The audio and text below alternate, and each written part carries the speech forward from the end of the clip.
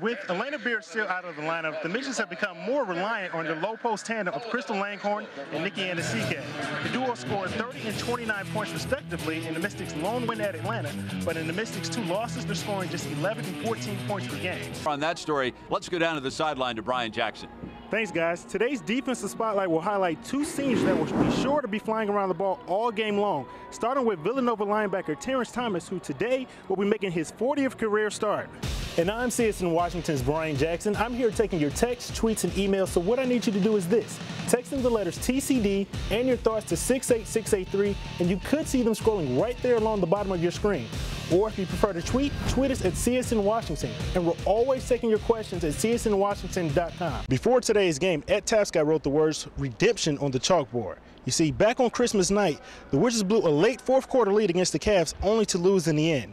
And the same thing almost happened this afternoon. Up 16 in the fourth quarter, the Cavs made a furious comeback and had the Wizards feeling a taste of deja vu. Clothed in a custom-made Nationals jacket, President Barack Obama was here opening day to throw out the 2010 baseball season's first pitch. But on his way to the mound, the native Chicago Southsider pulled a fast one on the 41,000 plus in attendance, pulling out a White Sox hat to show allegiance to his hometown team. Last time these two met, Bishop McNamara put off their first win at Gonzaga in 6 years. How's it going, folks? I'm Brian Jackson, and welcome to High School Hoops on CSNWashington.com. Tonight, we've got your rematch, with the Eagles looking to avenge that early season loss and solidify themselves as one of the top 2 teams in the WCAC. Now, earlier this week, you all spent your time at the White House, and you got a chance to meet President Obama. Were you reluctant at all to hand over your number 10 jersey to the president? If only that was really the number 10 jersey. That was just because we're the 2010 champs. But, you know, in my own mind, it could be number 10, right? Joined here by the Oklahoma City Thunder's Kevin Durant. And Kevin, going to ask you to put on your analyst hat there. The Mystics trailed by as many as 17 points. We're really cutting to that lead there in the third quarter. What did they have to do in the fourth quarter to pull this one out? I think they did a great job at the start of that third quarter, bringing in intensity and energy. They have to do that to start the fourth. So whoever does that is going to have a good chance of winning. So I'm looking forward to a fun fourth quarter. And being a native here of the DMV, we've seen you out at the Goodman Summer League a couple times. Now, what are the chances that we can get you to bring John Wall out there this summer? That's going to be tough, but I try to talk him into it, tell him it's going to be fun, and that the fans are looking forward to seeing them play down there. Thanks a lot, Kevin, and welcome home. Up 14-7 at the half. What is your message to your guys there in the locker room? I just told them this is where we expected to be. We come into every football game expecting to win the game. We're up right now, and now we got to finish the game. But I'm really excited with the way our kids are playing, and this atmosphere here tonight is outstanding. Thanks, Coach. You're welcome, Brian. Appreciate it. Jonathan Grimes, who was beat up all week, had bruised ribs, among a lot of other injuries, and all he did was go out there and put 3 touchdowns on the board. Well, I asked John. John wanted to play this game. I promise you, he'd have been really, really hurting to miss this ball game. For more on that story, let's go down to the sideline to Brian Jackson. Thanks, Bob. Penalties have been an issue for both teams all season long. And earlier this week, when I spoke with JMU coach Mickey Matthews, he had a very interesting take on the Duke's penalty issues, saying, quote, "The thing that amazes us is the lack of penalties on the other teams. To say he's hurting us is an understatement. It's like saying the Titanic ran into a small piece of ice." But the Dukes aren't alone in their penalty issues. UMass has been flagged a total of 51 times for a loss of 421 yards, good for 8th in the CAA. Meanwhile, JMU is currently 9th in the conference with 48 penalties for a loss of 475 yards. So it's safe to say that whoever ends up with a lot of these today will see the playoffs' hope sink just like the Titanic did. Number 17, Chantilly hosting Herndon with first place in the Concord District on the line. It was billed as the biggest game of the year, and it certainly lived up to the hype. Austin Hamilton came in averaging just a shade under 24 points a game, but was held to just 1 field goal in the first half. The Hornets trailed 10-5 after 1, but opened the second quarter on an 11-3 run after this 3-pointer by freshman Dorian Johnson. Chantilly comes right back, though. Matt Stevens takes the ball from the wing and calmly sinks the floater. Crusaders up 24-22 at the half. Now we're tied at 53. The Chargers have a chance to win it now. They spread the ball around the perimeter. Trey Huelskamp loses the ball. It somehow winds up in the hands of Riley McKenzie. He launches a prayer from just inside of half court and bangs it home. The Herndon fans go absolutely nuts. Take another look. Herndon pulls off the stunning 56-53 upset in dramatic fashion.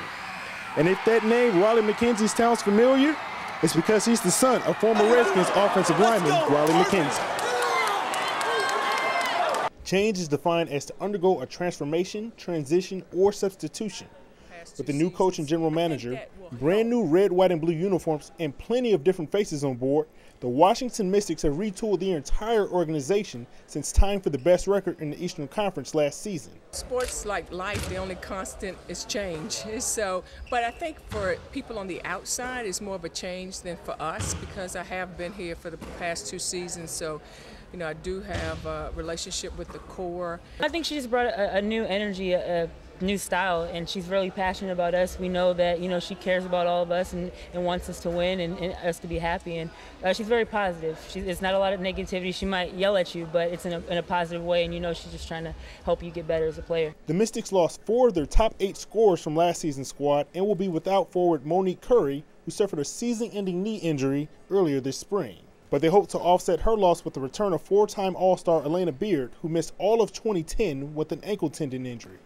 It's been pretty good. Like I said, it's a process. I can tell you the first day I was beyond nervous. Just getting back out here with everyone, but I thought my teammates did an unbelievable job of just making me feel comfortable, you know, bringing me in, and it was just like old times. You know, Elena has instincts that you just can't coach, so you know, she's excited to be back on the floor, but I remind everybody it's been a year, so you know, it may take her a little time, but her timing's returning, and she's starting to look like her old self. In Beard's absence, Crystal Langhorn led the Mystics in scoring and was second in the league in double-doubles. But this year, she has her eyes set on something bigger.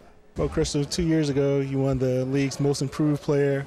Last year, you made your first All-Star team, so that means this year you're going to win the MVP, right? I don't want to say that, but I just want to I'm just hoping I'm improving this season again, and that's what I'm trying to do every season, get better.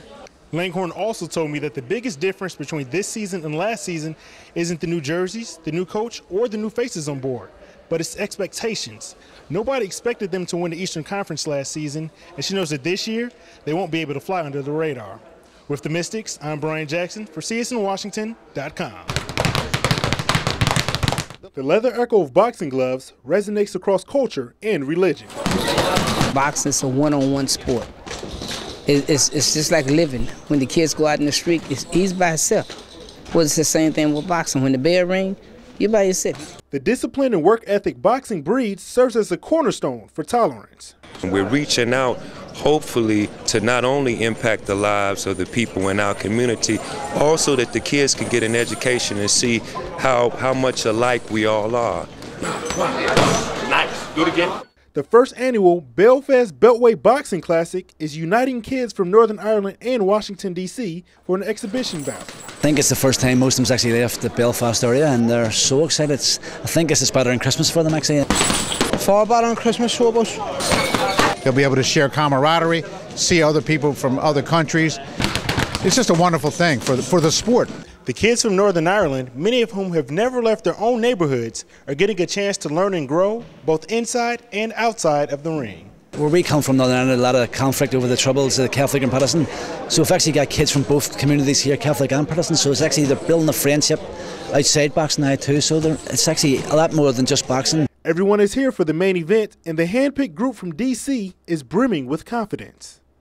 All my guys are quite a few notches above them all. And if the ferocity in which the matches were decided mirrors what happens in the ring, Fight Night will be well worth the 3,000-mile plus trip.